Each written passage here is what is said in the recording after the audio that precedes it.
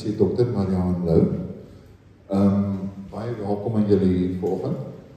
Ek het so 'n bietjie gehuiswerk doen en ek gaan dit vir julle wys. Ek het op LinkedIn gaan krap. En toe ek gekrap het op LinkedIn, toe skrik my as af, want dit wat hulle vermag het tussen die twee van hulle is so 16 bladsye. En Leon said to Kobus, are you going to read all of that to tell them who they really are? Because then we should have started half an hour earlier. So ek gaan nie dit lees nie. Ek dink die belangrikste vanoggend is om te weet dat hulle is deel van ons Cotton familie.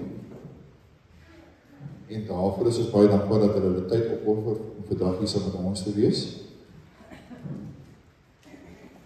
Mariaan, Dr. Mariaan, is betrokke by nou met die FBM Berries, baie mooi Vrye Universiteit. By Cornerstone is sy die hoof van die akademie.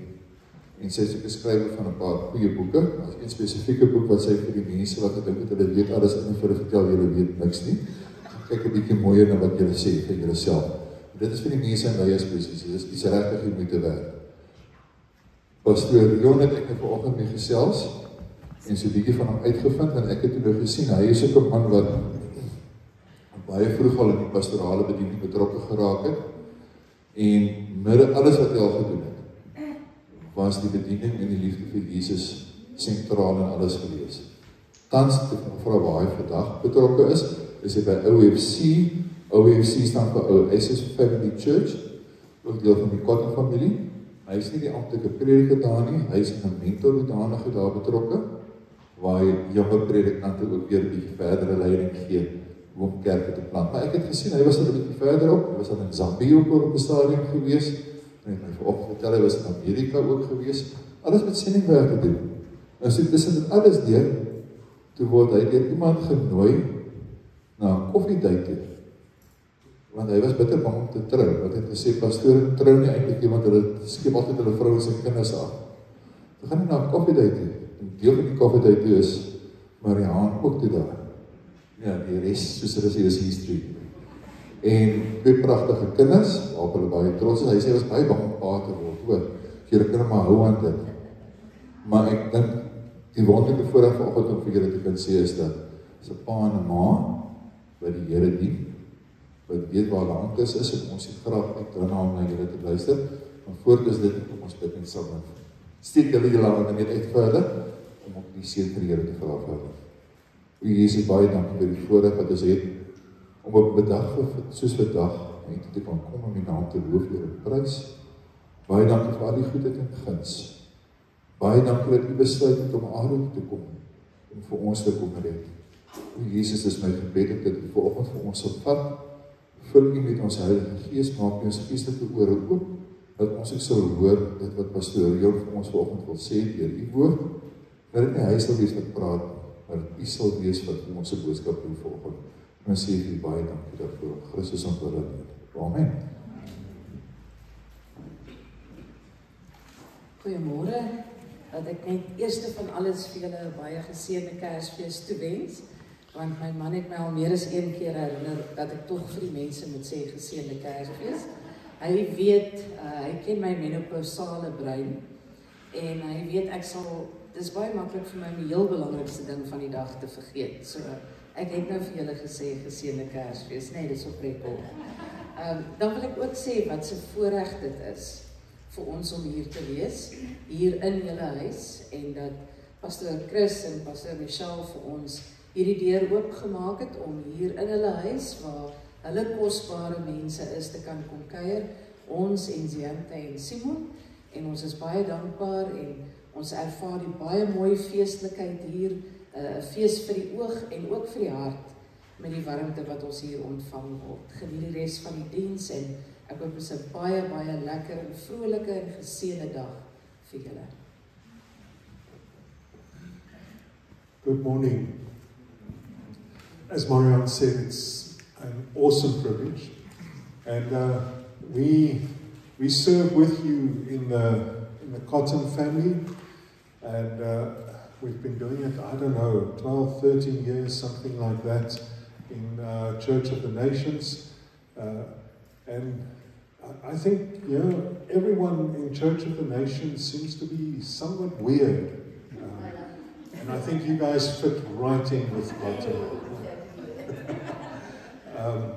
And we have enjoyed serving with Pastor Craig Rowe in Muldersdrift for many years. Moved down to Cape Town 5 years ago. We have visited your church a couple of times, being part of Cotton and just finding out what God is doing in Cape Town. And we treasure this weird Church of the Nations family, and also getting to know you guys better. And I hope we don't live far away from here. I hope that we'll get to know each other much better in the days ahead. Chris and Michelle has been amazing and so good to us. And when I go to D4J, I sit in my car and I wait until they show up before I go in, because when they walk in, the whole atmosphere changes. And you will know that very well. And it becomes friendly and loving, and I want to be there when they are there. When they're not, some of the guys can be really stuck up, you know, and they just break through all of that. Really special people, and you know how privileged you are. You've been to other churches, and to be with people that are so caring, so spontaneous, and just focus on what God wants them to be doing. No sideshows, no pretend. Just focused on what God wants them to be doing. So today, Michelle asked me to speak at least for an hour and a half, give you value for money, and you know, it's a holiday, so you have nothing else to do, nowhere to go. So we'll at least an hour and a half, but I hope to be a little bit longer. Okay. Okay. Michelle is really in Portugal because she's not rushing through those doors right now to correct me. We are going to be talking about gifts. It's just that time of year. And it's a time to avoid the shopping malls. It's just so many people. And people are buying, and they are thinking about people and trying to find out what's the right gift. And in my family, I have a mother-in-law who is the greatest gift giver I've ever encountered. She studies and she thinks, and she must spend hours in the shops. And every time she comes to visit us, everyone, and even me, I think it's under a bit of pressure from my wife, but even me, I get a gift. And it's a special gift. It's a thoughtful gift. And my daughter inherited those genes. And her friends are super privileged because she has a knack of picking the right thing. Do you have that knack? Or is a gift card the best you can do? Okay, or an envelope stuffed with cash, or a pair of socks, or a tie, or something like that. You know, the things that's useful, and it fills the moment, but there's nothing original about a gift card. And unless it's somebody who loves shopping, and then a gift card is the perfect gift. So I find it confusing. What is a good gift? What makes a gift good? What makes it special? And a while ago, earlier this month, my wife had her birthday, 70th, something like that. No, I'm not going to give her age away. But I went with my daughter, who's this great gift giver, and we walked through Cape Gate, and they have that tent in front of the, what do you call it, a market type thing. And we found this. I'm so grateful we switched on the lights. I don't know if you can properly see what this is, but it's some kind of calendar. And you can change the day and the month and the day of the week. Okay, so you move it along. So, does this make sense as a gift? It's unique. Okay? But Marianne has a phone, and on the phone there's a calendar. So she doesn't need a calendar.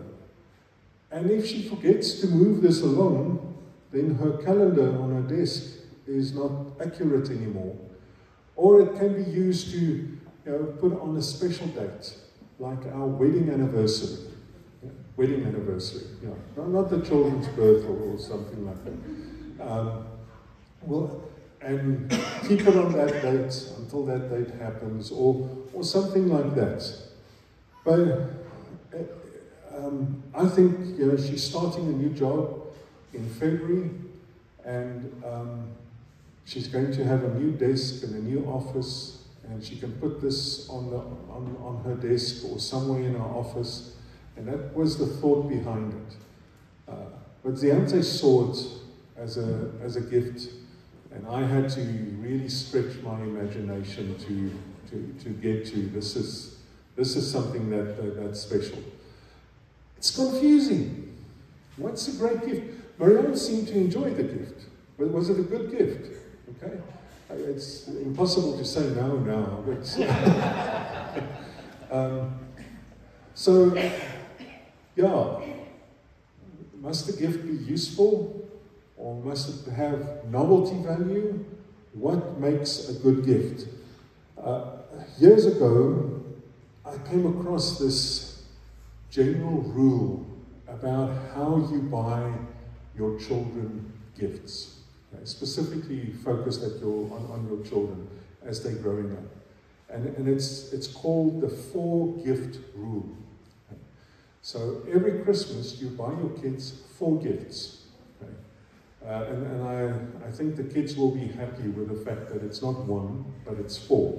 They might not be happy that it's 4 and not 10, but there's a 4-gift rule. And basically, the rule is very simple. It's you buy them something they want. Okay?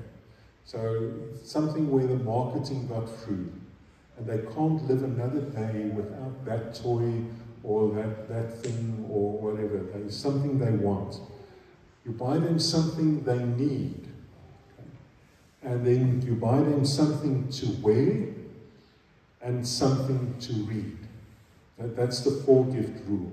So when you go into the store, you don't fall for the marketing. You look for all these 4 things. And for a gift to work, they say, and you must help me if I'm correct,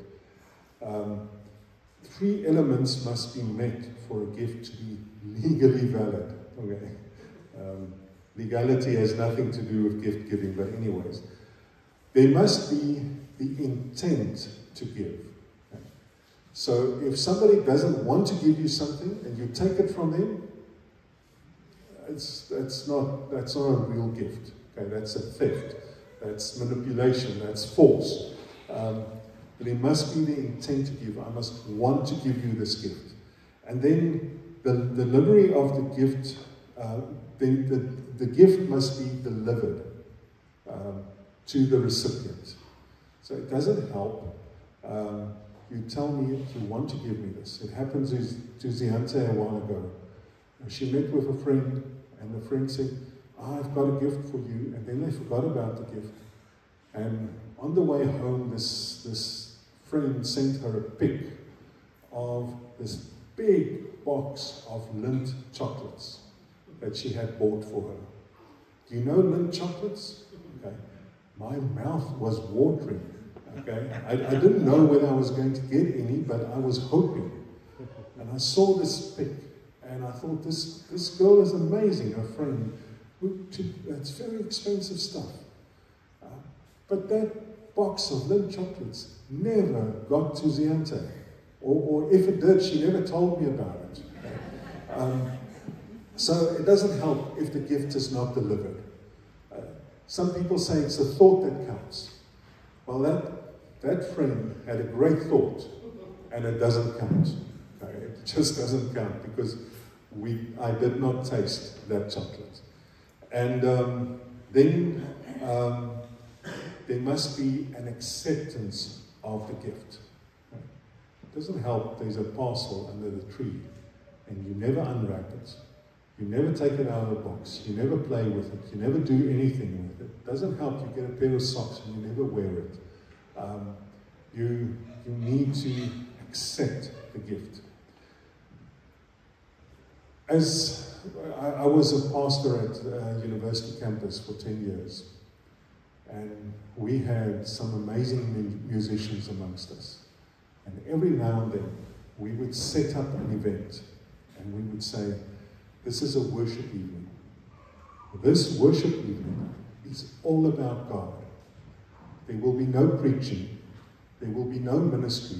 There will be no praying for one another. This event is all about God. We're just going to worship. And we did this, I don't know, 15 times over the 10 years that we arranged an event like this. And we never got it right. Because as we entered into God's presence, worshiping Him, somewhere along the line, God turned it around, and it became about the people that was there.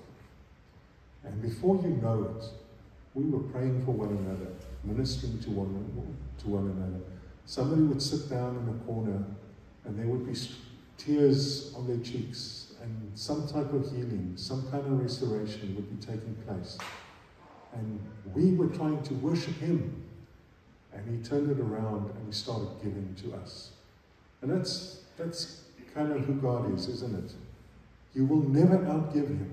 You will never give more to Him than what He gave to you.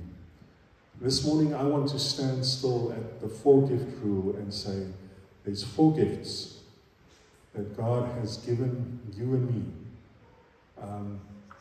that we should celebrate on this Christmas day. And the first gift that God gave you and me is something to read. Okay? According to the 4-gift rule, He seemed to have lived that rule. So He gave us something to read. In the beginning, the Word already existed. The Word was with God, and the Word was God. He existed in the beginning with God. Reading is important, isn't it?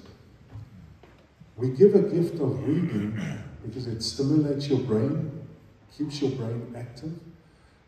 It's one of the major things I think that comes from reading is that you develop empathy. You develop the ability to see something through somebody else's eyes, because you cannot get into the conversation. You cannot respond to the author.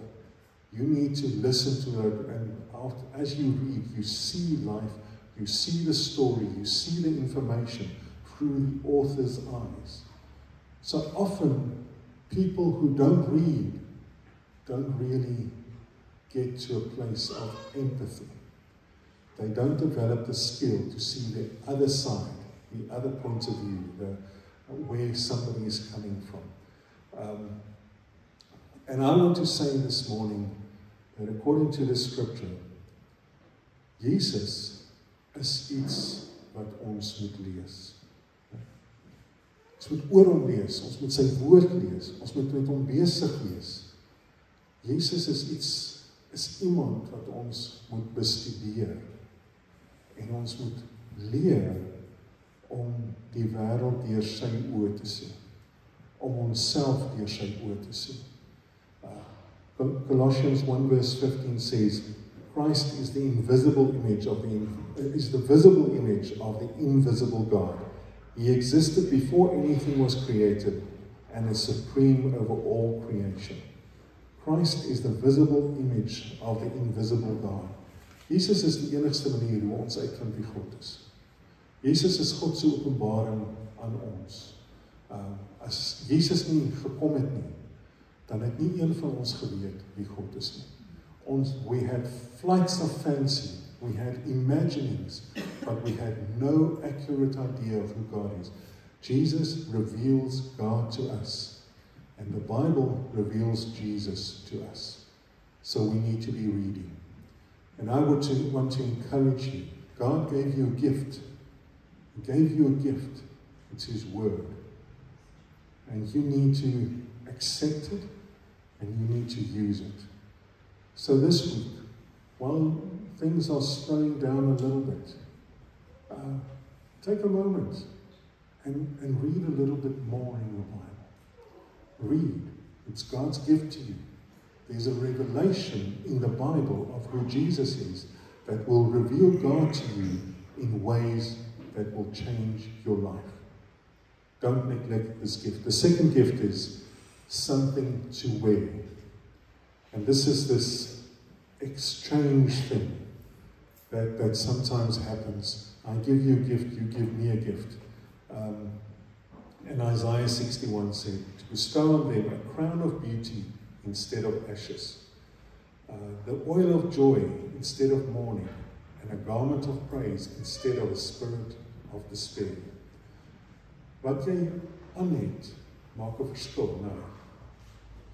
En as jy 'n boemelaar vat, en hy het vuil klere, stikkende klere aan, en hy sit op 'n straathoek, en sy hare is vuil en lank, en hy bedel. En jy vat daai man, jy laat hom stort, jy sny sy hare mooi, en jy gee vir hom nuwe klere. As hy daar sit met sy ou stikkende klere, en jy loop by hom verby, en daar lê 'n hoed, dan gooi jy vir hom 'n bietjie geld in daardie hoed. As hy mooi netjies geskeur is, mooi klere aan het, en hy sit op dieselfde plek, en jy loop by hom verby, dan dink jy nie eens daaraan om vir hom geld te gee. Die klere wat jy aan het, maak 'n verskil oor hoe jy optree en hoe die wêreld teenoor jou optree. En die Here sê, hy wil vir jou 'n kroon van skoonheid gee. A crown of beauty instead of the ashes. So if you have ashes, it's time to give it up. If you are in mourning, and I don't know you this morning, but if you are in mourning, if you lost somebody, if you lost something, if you are sad, God's gift to you can be the oil of joy. If you are despairing, as you look into the future, if you're in trouble financially or in some situation, there's a gift exchange where God wants to replace it with a garment of praise. And I don't think this is a blanket promise for everyone here. I think it's for people in a specific situation. And even if you're in that situation, this might not be your promise for today. But as I spoke these words, maybe something stirred in your heart, and God confirmed His word. And He wants to make this exchange. A crown of beauty instead of ashes, the oil of joy instead of mourning, a garment of praise instead of a spirit of despair. And if it's you, let there be a response between you and God. We don't need to know. Make that exchange. Give Him your ashes. Give Him your mourning. Give Him your sadness. Give Him your despair. So that there can be this exchange. The third gift, you give something they need. And this is a whole sermon on itself. And this is where we get to an hour and a half, 2 hour bit. 2 Peter 1 verse 3. By His divine power, God has given us everything we need for living a godly life. We have received all of this by coming to know Him, the one who called us to Himself by means of His marvelous glory and excellence. God has given us everything we need for living a godly life. How? Through knowing Him. So it goes back to the gift of reading, eh? Get to know Him, walk with Him, understand Him, get an idea of who He is, get a revelation of who He is. In knowing Him, you get equipped for every challenge in your life. You don't need, if you're going to face challenges this year, you don't need to know what all those challenges are to be ready for them. If something difficult is coming your way, you don't need to know what it's going to be ready for it. You need to be focused on knowing Jesus, growing in your knowledge of Him, and through that He gives you, with His knowledge and His awareness of what the future holds, gives you everything you need. You can be fully ready for what's ahead in your life. Fully ready, fully prepared, because you've received everything you need for living a godly life. The last gift, you give something they want. And this is an amazing promise, and people often quote it. Psalm 37 verse 4. Take delight in the Lord, and He will give you your heart's desires. So once again, you turn to Jesus. You focus on Him, and He gives you your heart's desires. That which you want. I have a friend who does a vlog, WhatsApp voice note every morning, and he ends every one of those messages. Lekker leef. He encourages people to live lekker. There's no English word for that word. Leef lekker. Jy kan leef soos wat jy wil leef. Met dit wat in jou hart leef, wat vir jou belangrik is, wat uit jou hart uitkom, jou begeertes. Jy kan dit hê by focusing on Jesus, by taking your delight in Him, and the rest will follow. And there's a whole interaction, and and we're not going to spend time on it. I just want to leave this thought with you. God wants to give you not just what you need, not just what you want, not just what's good for you. God also wants to give you what you desire, what you hope for, what the ambition that you have for life. God wants to give you the desires of your heart. And He has one simple condition. Get this gift. Take it. It's His intent to give it to you. You should receive it, and you should unwrap it and make it your own. All of this is pointing to the one gift, the ultimate gift. Have you ever opened a parcel and say, this is the ultimate gift? There's never been a gift like this. It doesn't matter if I never in my life get another gift. This is all I ever wanted. We all strive, and my mother-in-law and my daughter is really great at that, to give that gift that gives that sense of satisfaction and surprise and blessing and excitement. The ultimate gift. John 3 verse 16. For this is how much God loved the world. He gave His one and only unique Son as a gift. So now everyone who believes in Him will never perish, but experience everlasting life. He gave His one and only Son as a gift. The 4 gifts I mentioned today all pointed to Jesus. He's actually all 4 gifts in one. And when God gave us His Son, when God became Emmanuel 2,000 years ago, and he was born as a baby in a manger. He became the ultimate gift. There will never be another gift like him. Not in your life, not in my life, not in anyone's lifetime. Jesus is the ultimate gift. And just for a short moment, the second part of that verse. So now everyone who believes in him will never perish, but experience everlasting life. If you had to say goodbye to somebody this year, I just want to remind you, as they did at the funeral, death is not the end. It's not the end. It is not the end. We don't mourn as people who have no hope. In the gift that Jesus gave you and me, that God gave you and me by giving us his Son, he gave us eternal life. He gave us more than this life.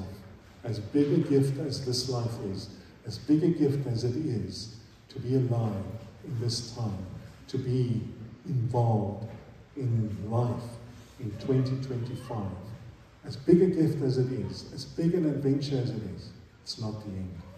There's more. Jesus is the greatest gift of all time. And if you take this gift and make it your own, let's just look again at the legality of this gift.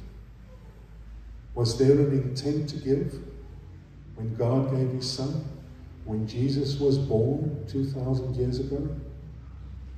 Was it God's intent to give to you this amazing gift? Yes. He gave Jesus for you. That baby born 2,000 years ago, God Emmanuel, was given for you. Was the gift delivered to you? If you're sitting here, yes. There are people to whom this gift has not been delivered. They've never heard about this gift. They don't know about it. But you know that Jesus was given for you. You know. The gift was delivered. He's alive in your heart. You have received him. You have bowed your knee and you have said, you are the Lord of my life. I acknowledge your lordship. And in response to you making him Lord, he became your Savior. And he made you a child of God. This gift has been delivered. Acceptance of the gift. And have you fully accepted this gift? That's a question only you can answer. Have you accepted the gift of Jesus? Have you unwrapped this parcel and made him your own? Are you walking with you? Are you discovering day by day how amazing he is?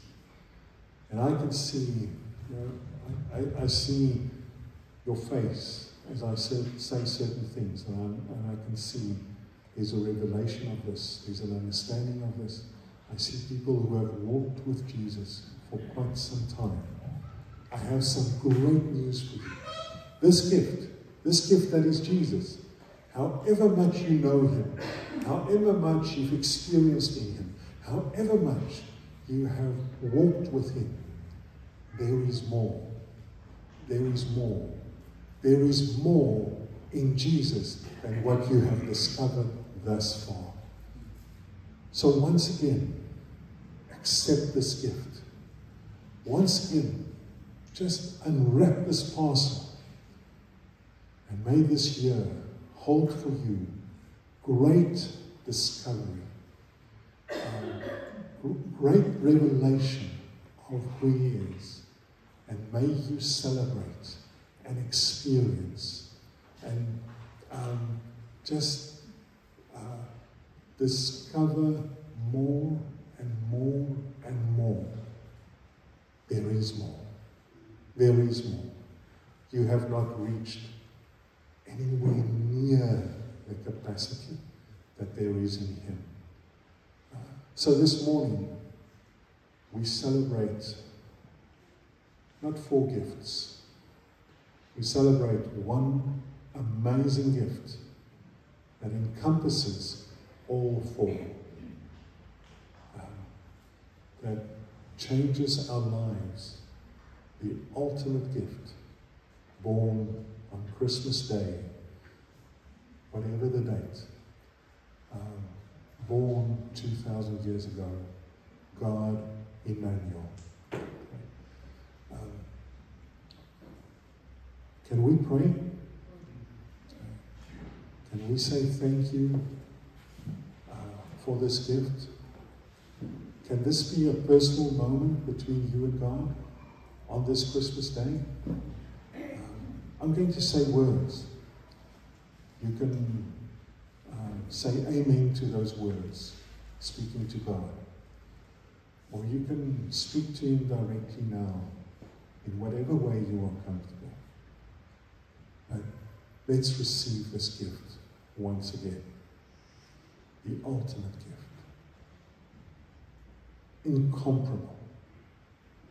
Nothing will ever be close to what God gave us on this day. Say thank you as I pray.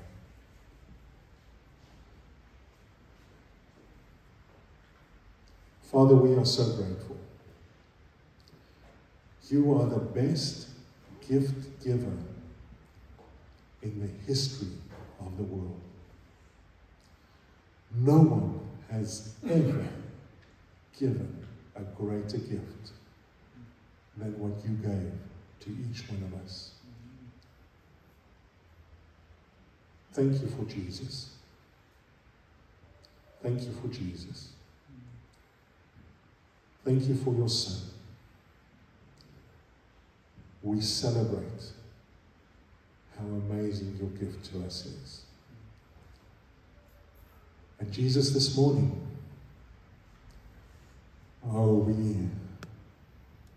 we open our arms and we receive this gift again. We grab a hold of this gift again. Jesus, we love you. We love walking with you. We love getting to know you better. We love you. We love you. We love who you are in our lives.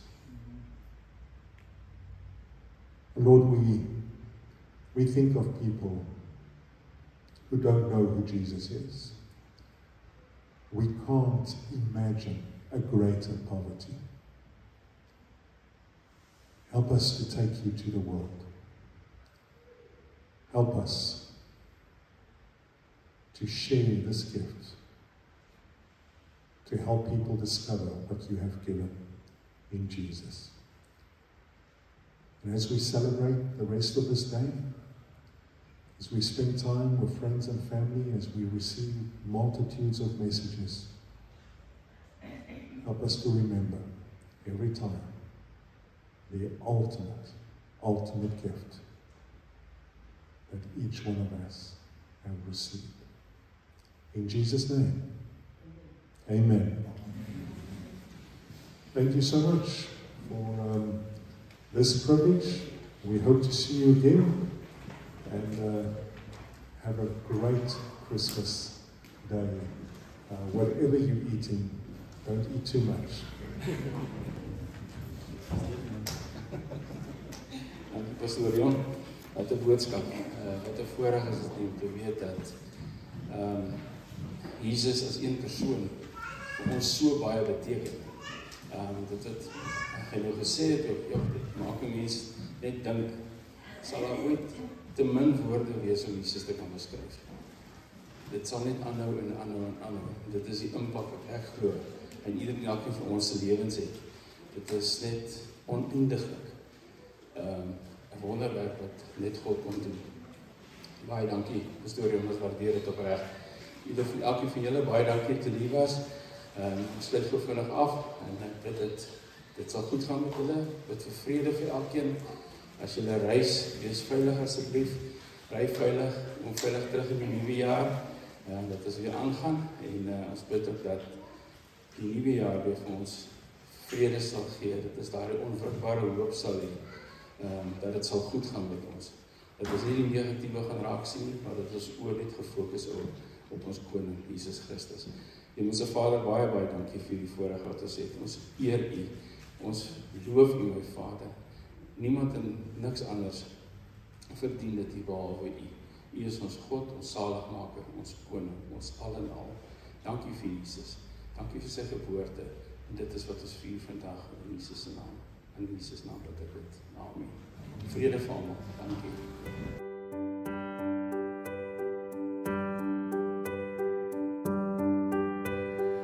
Oh, holy night, the stars are brightly shining. It is the night of our dear Savior's birth.